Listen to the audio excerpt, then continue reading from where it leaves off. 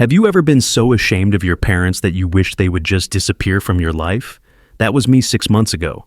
I shattered my relationship with my father with a single cruel text message.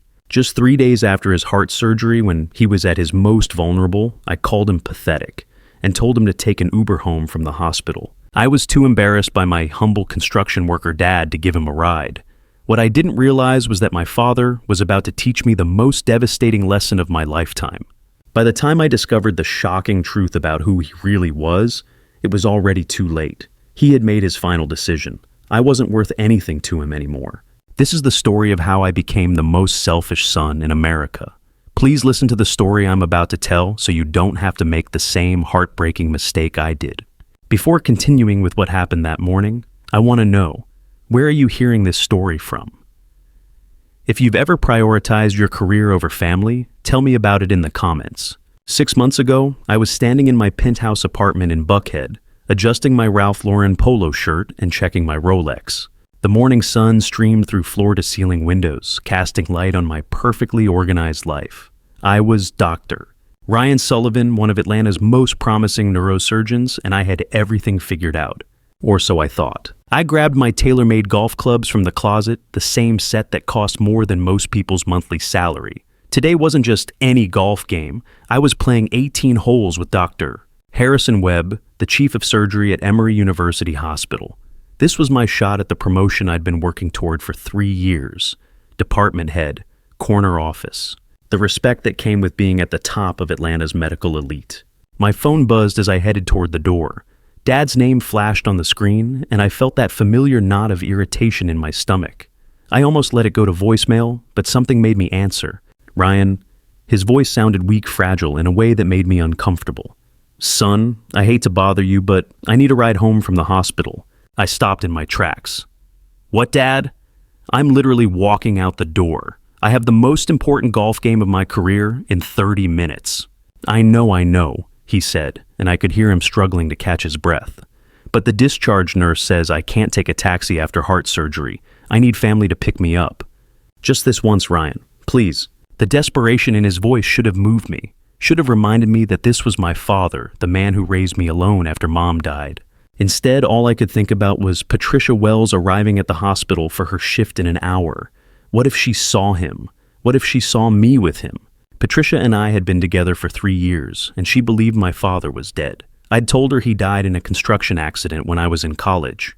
It was easier than explaining the truth, that my dad was just a handyman from Savannah who'd never amounted to anything. Patricia came from Atlanta royalty. Her father was Dr. Charles Wells, the most respected cardiologist in the Southeast. Her mother sat on charity boards and hosted galas at the country club. How could I explain that my father lived in a tiny house in Georgia, drove a beat-up pickup truck, and had dirt permanently embedded under his fingernails? Dad, seriously? I said, pacing around my marble kitchen island. I'm not your personal chauffeur. You're a grown man. Figure it out. Ryan, I can barely walk. The surgery was major. They cracked open my chest 3 days ago. His words hit me, but I was already too far down this path to turn back. Dr. Webb was probably already at the country club, and Patricia would be making rounds soon. I couldn't risk either of them seeing me with my embarrassing father. Look, take an Uber like everyone else, I snapped. Some of us have real careers to worry about, important things to do. The silence on the other end stretched for what felt like forever. When he finally spoke, his voice was barely a whisper. I understand, son. I'm sorry for bothering you. The line went dead. I stood there for a moment, staring at my phone, feeling a strange mix of guilt and annoyance. But I shook it off, grabbed my keys, and headed for the door. I had more important things to worry about than my father's hurt feelings. After all, this golf game could change everything. 10 minutes later, just as I was backing my BMW out of the garage, my phone rang again. Dad's name lit up the screen, and I felt my jaw clench. Seriously, I'd already made it clear I wasn't available. I answered on the third ring, my voice sharp with irritation. What now, Dad? Ryan, please. His voice was even weaker than before, barely above a whisper. Son, I can barely walk. The nurse says if I don't have someone pick me up by noon, they'll have to keep me another night. I can't afford another night in the hospital. Something inside me snapped. Here I was, trying to build something meaningful with my life, and he was dragging me down with his neediness. I pulled over to the side of the road, my hands gripping the steering wheel until my knuckles turned white. "Are you kidding me right now?" I shouted into the phone. "Do you have any idea what today means to me? I'm about to play golf with the chief of surgery. This could determine my entire future, and you're calling me about a ride?" I wouldn't ask if I had any other choice. There are always other choices. I cut him off. "You just want the easy way out. You want me to drop everything and come running because you can't handle your own problems." I could hear him breathing heavily on the other end, probably from the pain, but I was too angry to care. All I could think about was Dr. Webb waiting at the country club, Patricia making her rounds, and how this pathetic conversation was making me late for the most important day of my career. "I raised you better than this, Ryan," he said quietly. "Family should—" "Don't!" I slammed my hand on the steering wheel. "Don't lecture me about family when you've been nothing but an embarrassment my entire adult life." I hung up and immediately switched to text messages. My fingers flew across the screen, typing words I'd been thinking for years, but never had the guts to say out loud. "Stop being so pathetic and needy." Send. "Take an Uber like everyone else. Some of us have real careers to worry about." Send. "Don't embarrass me by showing up at the hospital looking like a homeless person." Send. The anger felt good. It felt like I was finally being honest about how I really felt. For years, I'd been polite, making excuses for why I couldn't visit, why I was always too busy to talk. But today, with everything on the line, I couldn't pretend anymore. "My colleagues already think less of me because of your background. Don't make it worse." Send. I stared at the screen, my heart pounding. There it was, the truth I'd been hiding for years. I was ashamed of him. Ashamed of his calloused hands, his thrift store clothes, his small-town accent that screamed blue-collar worker. I'd worked too hard to build my reputation to let him tear it down now. One more message. This one would end the conversation for good. Sometimes I wish you just stayed in that little Savannah house and stopped bothering me. You're an embarrassment to the Sullivan name. Send. I turned off my phone and tossed it into the passenger seat. The silence in my car felt liberating. No more guilt trips. No more manipulation. Just me, my golf clubs, and the future I was going to secure today. I pulled back onto Peachtree Road, my mood already improving. Dr. Webb would be impressed by my focus, my dedication to the hospital. Patricia would never have to know about this morning's drama. And my father, well, he'd figure something out. He always did. After all, I had more important things to worry about than his feelings. The country club was only 15 minutes away, and my real life was waiting. The 7th hole at Peachtree Country Club should have been straightforward. As I lined up my approach, shot Dr. Webb chatting about hospital politics behind me, something unexpected happened. A memory hit me like a freight train. I was 8 years old, standing in our backyard in Savannah. Dad was 32, then his hair thick and dark, shoulders broad from construction work. We were building a small playhouse together, just 6 feet by 8 feet, but it felt like a mansion to me. "Like this, Ryan," he said, wrapping his calloused hands around mine as I held the hammer. "Feel the weight of it. The hammer's an extension of your arm." I was mesmerized by the way he worked. Every movement was deliberate, purposeful. I'd watch him measure, twice cut once, never wasting materials or motion. To my 8-year-old eyes, he was the most capable man in the world.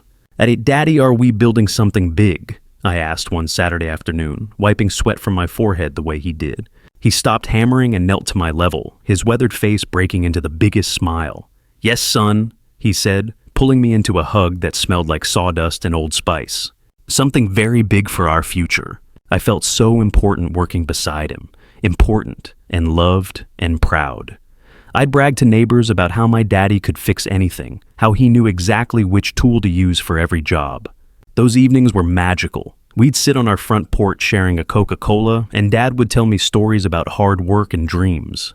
"Ryan," he'd say, his voice gentle in the twilight, "family is everything. Money comes and goes, jobs change, people disappoint you, but family is forever. Never forget that." I'd nod solemnly, hanging on every word.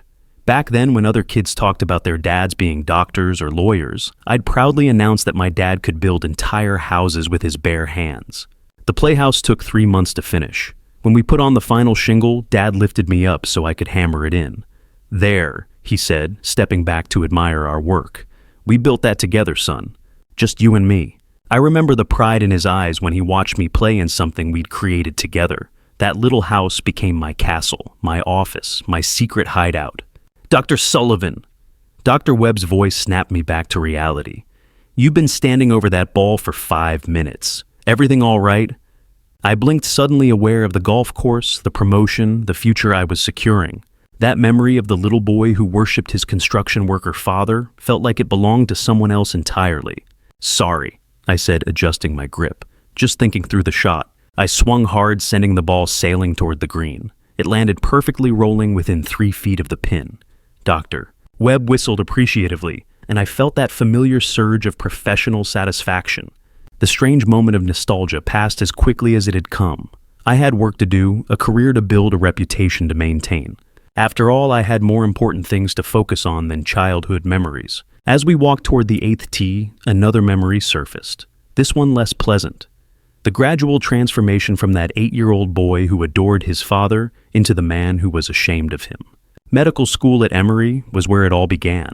I was 22, surrounded by classmates from Atlanta's elite families. During study groups, they'd casually mention their backgrounds. "My dad's a cardiac surgeon at Piedmont," Brad would say. "Been grooming me for cardiology since high school." "My mother's a federal judge," Jessica added. "The pressure's intense, but at least I understand the expectations." When they asked about my family, I felt my throat tighten. "My father used to do some construction," I said carefully. The slight pause was barely noticeable, but I caught it. The polite smiles that became just a little more distant. That's when I learned that in their world, construction meant you didn't belong. So I started editing my story. Construction management became project development, small lies that made me feel less like an outsider. But the real transformation happened when I met Patricia Wells during my 3rd year. She was everything I thought I wanted, brilliant, beautiful, from the kind of family that graced Atlanta Magazine's society pages. Her father was Dr. Charles Wells, legendary cardiologist. Her mother chaired charity boards at Cherokee Country Club. We were studying in the library when she asked about my family. "Tell me about your parents," she said, those warm brown eyes making my heart race. I hesitated, my mouth suddenly dry. "It's complicated." "You can tell me anything, Ryan." The lie came out so smoothly it surprised me. "My father passed away when I was young. Construction accident." Her face immediately softened. "Oh, Ryan, I'm so sorry." She wrapped her arms around me, and I realized something that would shape the next 3 years. Lying was easier than being honest. Our relationship blossomed from that fabricated tragedy. Patricia introduced me to her parents as the brave young man who'd overcome loss.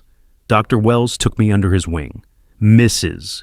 Wells included me in family dinners and charity events. I became the Ryan Sullivan they wanted, polished, successful, with just enough tragedy to be interesting, but not enough to be unacceptable. Meanwhile, the real Vincent Sullivan continued calling weekly from Savannah. I'd answer occasionally, keeping conversations short. He'd ask about school, about my life, about visits. I'd make excuses, promise to call back then, forget about him for days. By graduation, I'd completely compartmentalized my life. There was the Ryan who belonged in Patricia's world, successful, sophisticated, with a respectable past. And there was the Ryan with a living father in Savannah, a Ryan I visited less and less. The final step came when I moved into my Buckhead penthouse. I simply stopped going home altogether. "You're shot, Dr. Sullivan," Dr. Webb called out, interrupting my thoughts. I stepped up to the tee, pushing away the uncomfortable memories. That was all ancient history now. I'd built something meaningful with my life, something my father could never understand. After all, why would a successful Atlanta neurosurgeon need to explain himself to a small-town handyman? The golf game ended better than I could have hoped. Dr. Webb was impressed with my focus, my surgical precision on the course mirroring what he'd observed in the operating room. As we shook hands at the clubhouse, he mentioned the department head position again, his tone suggesting I was the front runner. "Keep doing what you're doing, Sullivan," he said, clapping me on the shoulder. "Great things ahead." I drove back to Emory University Hospital, feeling triumphant. The morning's unpleasantness with my father was already a distant memory pushed aside by more important matters. I had rounds to complete, patient charts to review, and a career trajectory that was finally pointing toward everything I'd worked for. The hospital parking garage was busier than usual for a Thursday afternoon. I was searching for a spot when something caught my eye. A gleaming black Rolls-Royce Phantom parked near the main entrance. The car was absolutely stunning, its obsidian paint reflecting the Atlanta skyline like a mirror. Even in a city full of luxury vehicles, this one stood out. I found myself slowing down, curious about who owned such an impressive machine. Probably some pharmaceutical executive visiting the board, or maybe a tech mogul making a donation. The kind of person whose wealth commanded immediate respect, whose presence in the hospital meant important decisions were being made. As I parked my BMW several rows away, I noticed activity around the Rolls-Royce. A uniformed chauffeur stood at attention beside the rear passenger door, his posture rigid with professional respect. He was clearly waiting for someone important. I locked my car and started walking toward the hospital entrance, unable to resist getting a closer look at the magnificent vehicle. The craftsmanship was extraordinary. Hand-polished chrome leather interior, visible through the tinted windows, the kind of automotive perfection that costs more than most people's houses. That's when I saw him. An elderly man emerged from the hospital's main entrance, moving slowly, but with unmistakable dignity. He was well-dressed in a way that suggested understated wealth rather than flashy display. A younger man, in an expensive tailored suit, walked beside him, carrying what appeared to be legal documents. The chauffeur immediately sprang into action. "Mr. Sullivan, sir," he said, with the kind of deference reserved for the ultra-wealthy. I trust everything went well. My feet stopped moving. My brain struggled to process what I was hearing. Sullivan. I watched frozen in place as the chauffeur opened the rear door with ceremonial precision. The elderly man paused for a moment as if gathering his strength, then slowly settled into the plush leather interior with the practiced ease of someone accustomed to such luxury. But it wasn't possible. It couldn't be. I stepped closer, my heart pounding so hard I could hear it in my ears. The man in the expensive suit, tall, silver-haired, with the bearing of someone who managed significant wealth, slid into the seat beside him. Through the slightly lowered window, I caught fragments of their conversation. "The foundation paperwork is ready for your signature," the suited man was saying. "Edward Foster sends his regards." The elderly man nodded, his profile becoming clearer as he turned toward the window. My world tilted on its axis. It was my father, Vincent Sullivan. The small-town handyman from Savannah, who drove a beat-up pickup truck and lived in a modest house, was sitting in a $400,000 Rolls-Royce, being addressed with the kind of respect reserved for titans of industry. The man I'd called pathetic and needy just hours earlier was being treated like royalty.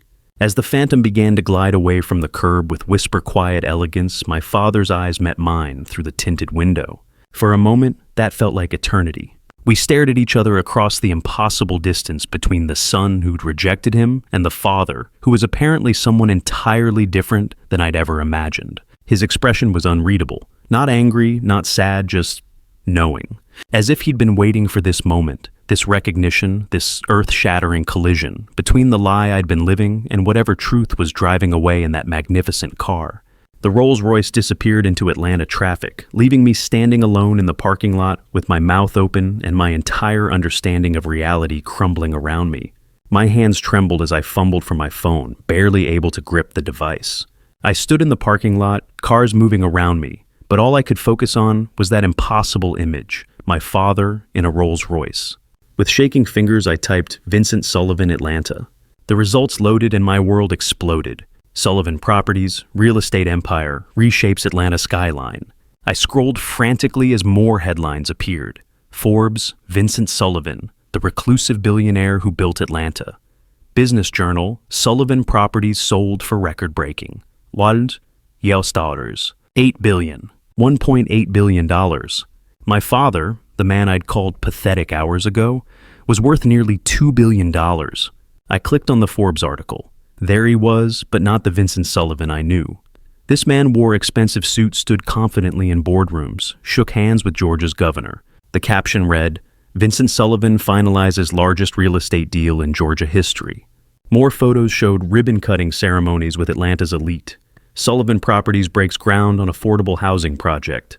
The Atlanta Constitution, Sullivan Properties owns 40% of downtown Atlanta's commercial real estate. Wall Street Journal, the mysterious mogul who transformed the South. Then I found something that made my blood freeze. A list of Sullivan Properties holdings, current and former. My eyes scanned until I found it. Emory University Hospital, acquired 1998, sold 2015. My father had owned the hospital where I worked. The building where I'd felt so important, so successful. He had owned it. The irony crushed me. I discovered a business empire spanning the Southeast. Shopping centers, office complexes, apartment buildings, Hundreds of properties generating the fortune I never knew existed. Real estate deals making national headlines. But that wasn't the most shocking part. Article after article about the Sullivan Foundation established 2015. Billionaire Vincent Sullivan donates $200 million to homeless shelters. Sullivan Foundation builds 1,000 affordable homes. Anonymous donor revealed Vincent Sullivan's $300 million education initiative. My father hadn't just been wealthy, he'd been giving away hundreds of millions to help people. While I'd been ashamed of him, he'd been quietly transforming lives across the Southeast. I found a recent interview from 6 months ago. Why do you live so modestly despite your wealth? His response, true wealth isn't what you accumulate, it's what you give away. I've been testing whether people closest to me love me for who I am, not what I own. The results have been educational, testing whether people loved him for who he was. 8 years. He'd been living modestly for 8 years, watching me grow more distant, more ashamed. And all along, he'd been one of the wealthiest, most philanthropic men in the Southeast. I slumped against my car as the full magnitude crashed over me.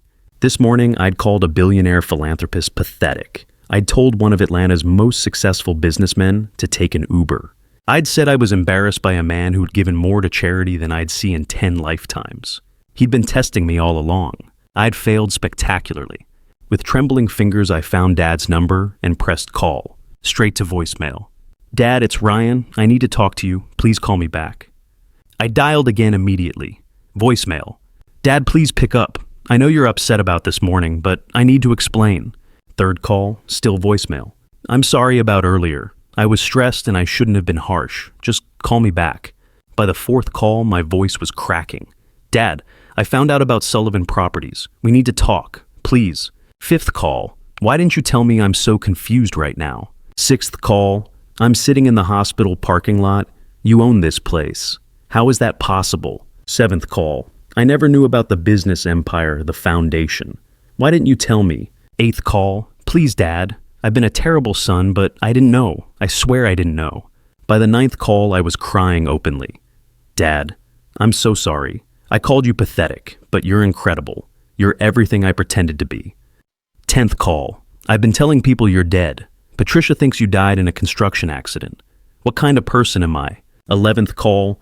You've been testing me, haven't you, living modestly to see if I'd love you without money? 12th call. I failed, didn't I? I'm the worst son in the world. 13th call, barely coherent through sobs.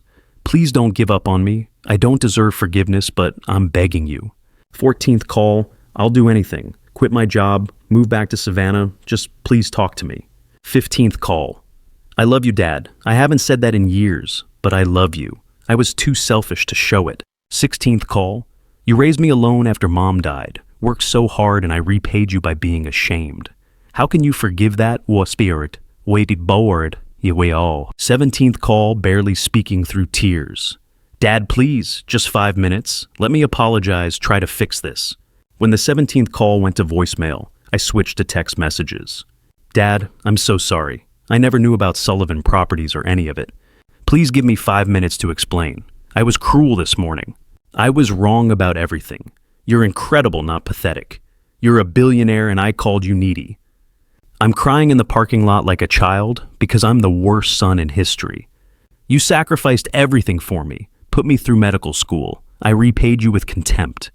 I called you an embarrassment to the Sullivan name. The irony is killing me. You're worth $1.8 billion, and I told you to take an Uber. How long have you been testing me, waiting for me to love you for who you are? I failed that test spectacularly. Please don't give up on me. I don't deserve forgiveness, but I'm asking anyway. I'm your son, and I love you, and I'm sorry. For 2 hours, I sat sending message after message. 23 texts total, each more desperate than the last. At 8:30 p.m., my phone finally buzzed with a response. My heart leaped as I opened it, desperate for any sign of hope. With shaking hands, I opened my father's message. Each sentence hit me like a physical blow. Ryan, you're right about one thing. You failed the test. My blood turned cold as I continued reading. For 8 years, I lived modestly to see if my son would love me without the money, without the empire. Instead, you grew more ashamed of me each year. You called me pathetic and an embarrassment to the Sullivan name.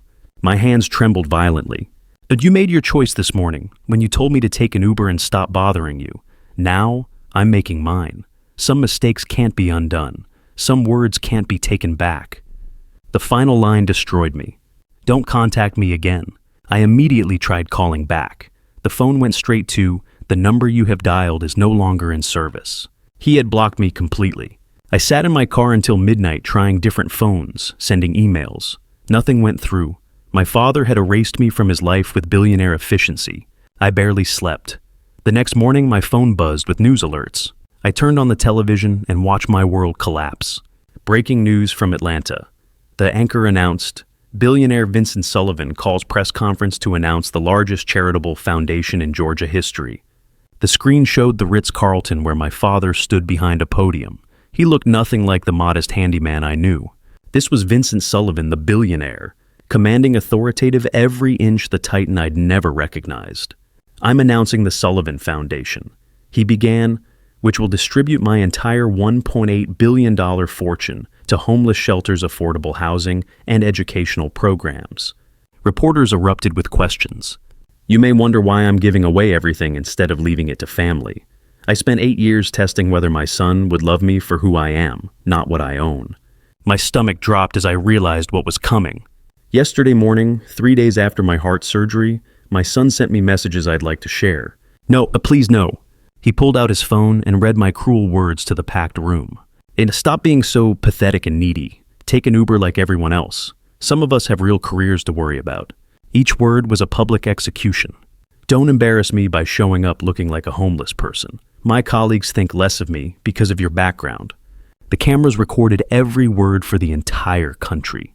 And finally, sometimes I wish you'd stayed in that Savannah house and stopped bothering me. You're an embarrassment to the Sullivan name. Deafening silence filled the room. My son called me an embarrassment to the Sullivan name.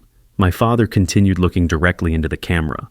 The irony is that he works in a hospital I used to own. A reporter shouted, "What will your son inherit?" My father's response was devastatingly calm. My son will inherit exactly what he thinks his father is worth, nothing. He announced that every penny would go to people who actually needed it. The Sullivan Foundation would build homes, it fund scholarships, support families.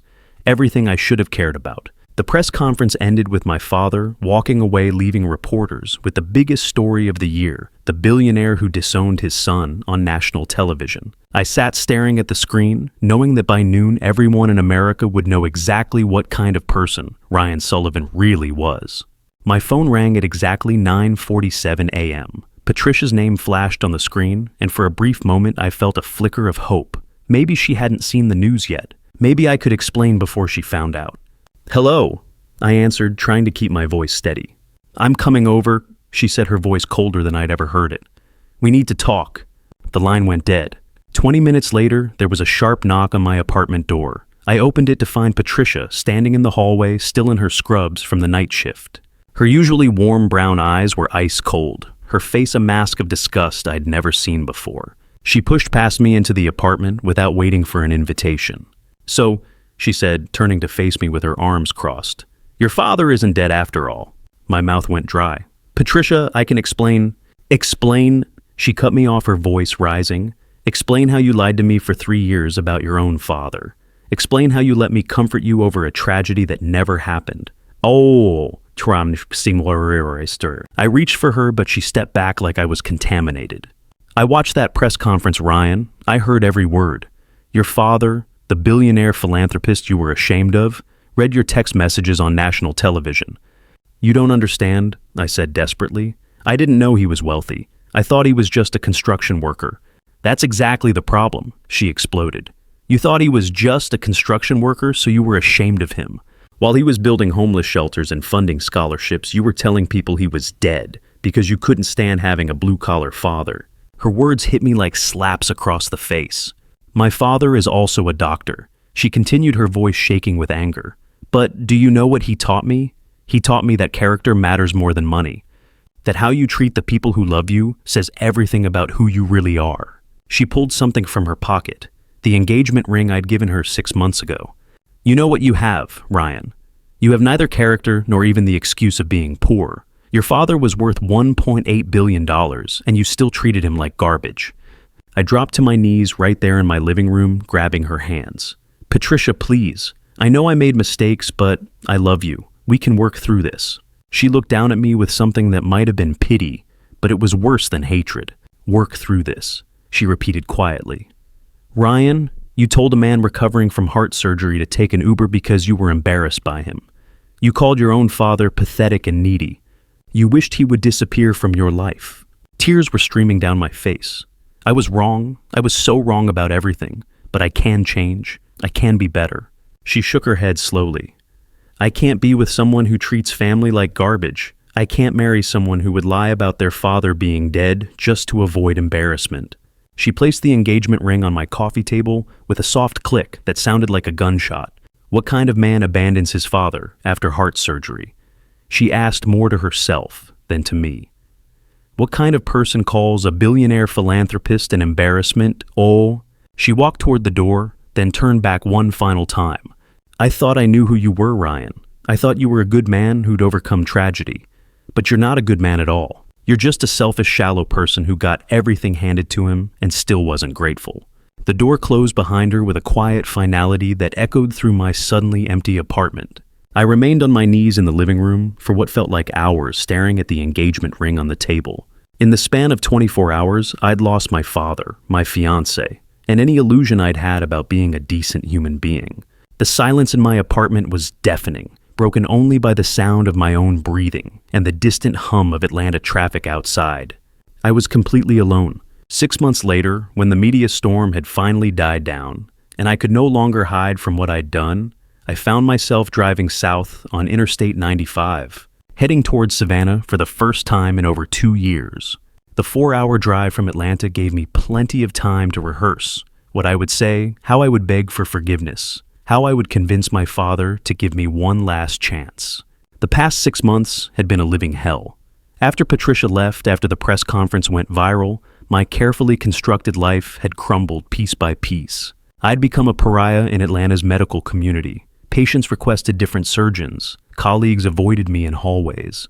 The hospital administration had suggested I take an extended leave of absence.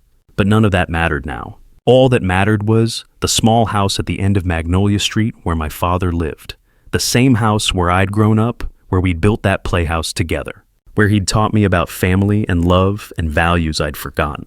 I parked my BMW in the familiar driveway and sat for a moment gathering my courage. The house looked exactly the same as it had in my childhood. Modest, well-maintained, with the same front porch where we used to share Coca-Colas and talk about life. My hands shook as I walked up the front steps. Before I could lose my nerve, I knocked on the door. It opened after what felt like an eternity, and there he was. My father looked older than I remembered, more tired, as if the past 6 months had aged him years. His hair was completely gray now, and there were new lines around his eyes that spoke of disappointment deeper than I could imagine. "Hey, what do you want, Ryan?" His voice was flat, emotionless. Without hesitation, I dropped to my knees right there on his front porch. "Dad, please forgive me." He didn't move, didn't speak, just stood there looking down at me with eyes that held no warmth, no recognition of the son he'd once loved. "I know I don't deserve it." I continued, the words tumbling out desperately. "I know what I did was unforgivable, but I've spent 6 months in hell, and I finally understand what I lost." I told him everything. About Patricia leaving, about losing her engagement ring on my coffee table like a discarded promise. About my colleagues treating me like a leper, about patients refusing my care, about the hospital, suggesting I disappear for a while. I lost everything, Dad. My career, my reputation, the woman I loved. But I realized something. I lost everything because I lost you first. You were the foundation of everything good in my life, and I threw you away like you meant nothing. My father listened in complete silence, his face an unreadable mask. "I've learned my lesson," I said, tears streaming down my face. "I know what family means now. I know what I had and what I destroyed. I know you're worth more than money, more than success, more than anything I thought was important." I looked up at him, searching his face for any sign of the father who used to love me unconditionally. "Please, Dad, I'm begging you. Give me one more chance. Let me prove that I can be the son you deserve. Let me show you that I've changed." For a long moment, he just stared down at me. When he finally spoke, his voice was quiet but final. "Some lessons come too late, son." The words hit me like a physical blow. "Some mistakes can never be forgiven," he continued. "Some words can never be taken back. You didn't just reject me, Ryan. You rejected everything I taught you, everything I tried to give you, everything I believed about family and love. I reached for his hand, but he stepped back. You called me pathetic when I needed you most. You wished I would disappear from your life. Well, congratulations. You got your wish. He started to close the door, then paused. I spent 8 years hoping you'd remember the man who raised you the values I taught you, the love we shared, but you chose to be ashamed of me instead. That choice has consequences, and some consequences last forever. The door closed with a quiet click that sounded like the end of everything. I knelt on that porch for another hour, hoping he might change his mind, might open the door and give me another chance. But the house remained silent. Finally, I stood up and walked back to my car.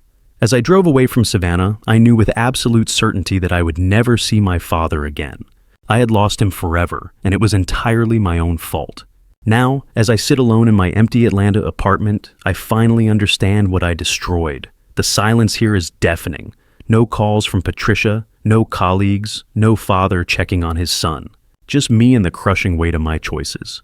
I've had time to analyze how I became someone who could abandon his father after heart surgery. The answer is painfully simple.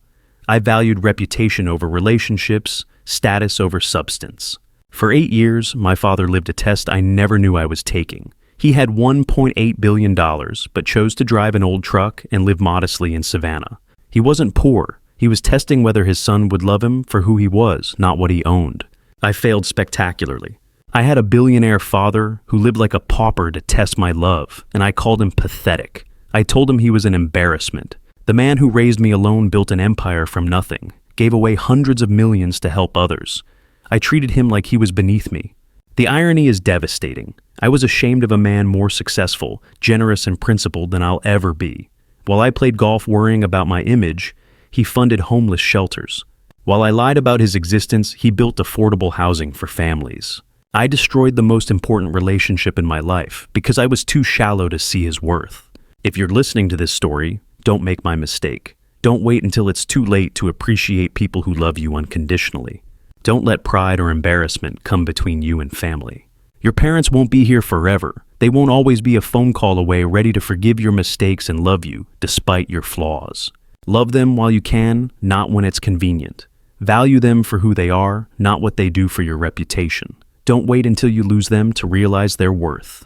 I wake up knowing my father is living without me, probably helping people, being the incredible man he's always been. I'll never be part of that again because of choices I made. Living with that knowledge is hell. It's knowing you had something precious and threw it away. Some mistakes can't be undone. Some words can't be taken back. Some relationships can't be repaired. Don't let that be your story.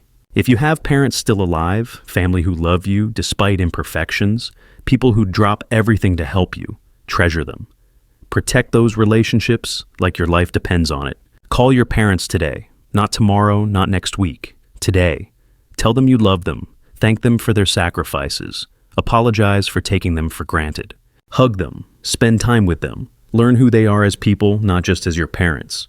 If you're embarrassed by them thinking they're not successful enough for your friends, remember my story. The man I was ashamed of was worth $8 billion and touch more lives than I ever will. Don't be like me. Don't realize too late what you had. Call your parents. Hug them. Thank them. Because once they're gone, no amount of money, success, or regret can bring them back. This betrayal story has taught me that family is everything, and losing it is the greatest tragedy of all. My family drama story became a cautionary tale that I pray will save others from my fate. Don't be like me. Don't let pride destroy the most precious relationships in your life. God gave us parents to love and cherish, not to abandon when they need us most. I learned too late that the Lord tests us through our treatment of family, and I failed miserably. To parents listening, don't spoil your children so much that they forget gratitude. Teach them humility early, because entitlement breeds cruelty. My father's wealth became a curse when I took his sacrifices for granted. This betrayal story could have ended differently if I'd remembered that God commands us to honor our father and mother. Instead, I chose shame over love, reputation over relationship. My family drama story became national news because I forgot the most basic Christian values. The Lord works in mysterious ways, and sometimes He allows us to lose everything to teach others. I lost my father, my fiancé, my career, all because I couldn't see the blessing right in front of me. If this story touched your heart, please share it with someone who needs to hear it. Comment below about your own relationship with your parents. Don't forget to subscribe to our channel for more powerful stories about faith family and the consequences of our choices. Because when God closes a door due to our mistakes, sometimes He doesn't open another one.